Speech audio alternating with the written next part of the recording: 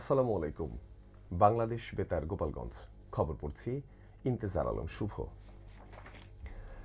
বাংলাদেশ চীন ও আসিয়ানভুক্ত দেশগুলোকে সম্পৃক্ত করে রোহিঙ্গা সংকট সমাধানে একটি আন্তর্জাতিক সম্মেলন আয়োজনের প্রস্তাব করেছে দক্ষিণ পূর্ব এশিয়া দেশগুলোর সাবেক ও বর্তমান আইন প্রণেতাদের platform ASEAN parliamentarians for human rights.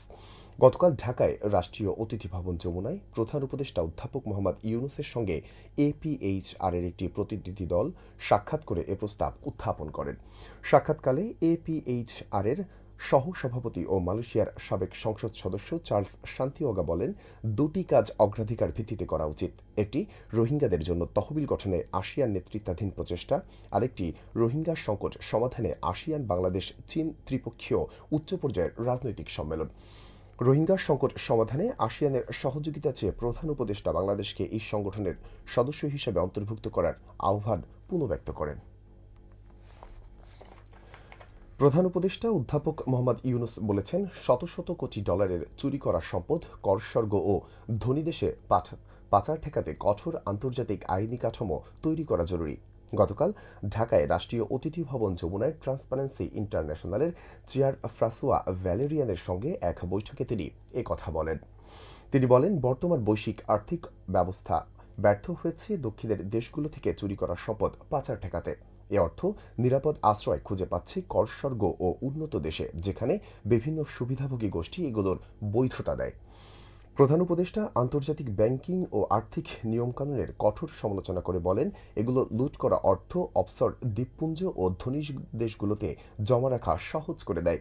TI chair François Valyrian চুরি করা সম্পদ উদ্ধারে অন্তর্বর্তী সরকারের উদ্যোগের প্রশংসা করেন। তিনি বলেন, এ বিষয়ে আরও কঠোর আন্তর্জাতিক নিয়ম ও এর কার্যকর প্রয়োগ দরকার। বৈঠকে প্রধান উপদেষ্টা কিছু আর্থিক প্রতিষ্ঠানের দ্বৈত নীতির নিন্দা জানিয়ে বলেন, তারা জেনে শুনে অবৈধ অর্থ জমা রাখছে। তিনি টিআইকে তাদের কণ্ঠস্বর আরও জোরালো করার এবং বাধ্যতামূলক আন্তর্জাতিক আইন প্রণয়ন করে চুরি করা অর্থ পাচার বন্ধ করতে একটি আন্তর্জাতিক ফোরাম গঠনে সহায়তা করার আহ্বান জানান। বৃহত্তর সংযোগের গুরুত্ব তুলে ধরে প্রধান উপদেষ্টা প্রফেসর ডক্টর মোহাম্মদ ইউনূস কেবল একটি গভীর সমুদ্র বন্দর নয়, একটি সুনীল অর্থনীতি গড়ে তোলার দৃষ্টিভঙ্গি নিয়ে কাজ করার গুরুত্ব আরোপ করেছেন। গতকাল রাষ্ট্রীয় অতিথি ভবন যমুনায় মহেশখালী মাতারবাড়ি সমন্বিত উন্নয়ন কর্তৃপক্ষ মিডার সদস্যরা প্রধান উপদেষ্টার সাথে সাক্ষাৎ করতে গেলে তিনি এ গুরুত্ব আরোপ করেন। প্রধান উপদেষ্টা মহেশখালী অঞ্চলে একটি আন্তর্জাতিক মানের ট্রেনিং ফ্যাসিলিটি গড়ে তোলা ও গভীর সমুদ্র নিয়ে গবেষণার উপর বিশেষভাবে জোর দেন।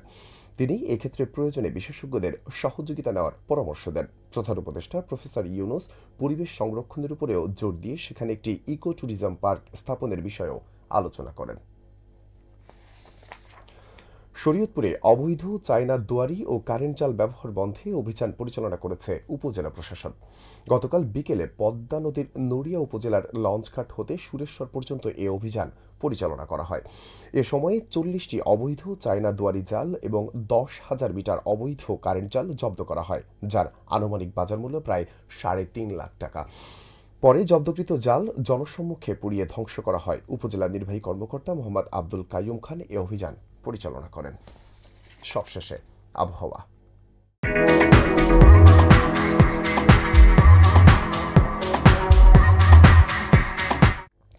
আজ বেলা ১টা পর্যন্ত দেশের অভ্যন্তরীণ নদীবন্দরসমূহের জন্য আবহাওয়ার পূর্বাভাসে বলা হয়েছে, খুলনা, বরিশাল, পটুয়াখালী, নোয়াখালী, কুমিল্লা, চট্টগ্রাম এবং কক্সবাজার অঞ্চলসমূহের উপর দিয়ে দক্ষিণ অথবা দক্ষিণ পূর্ব দিক থেকে ঘন্টায় ৪৫ থেকে ৬০ কিলোমিটার বেগে অস্থায়ীভাবে দমকা অথবা ঝোড়ো হাওয়া সহ বৃষ্টি অথবা বজ্রবৃষ্টি হতে পারে।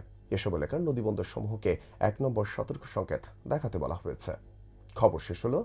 আমাদের পরবর্তী খবর প্রচারিত হবে আগামীকাল সকাল ৮টা বেজে ৩০ মিনিটে বাংলায়।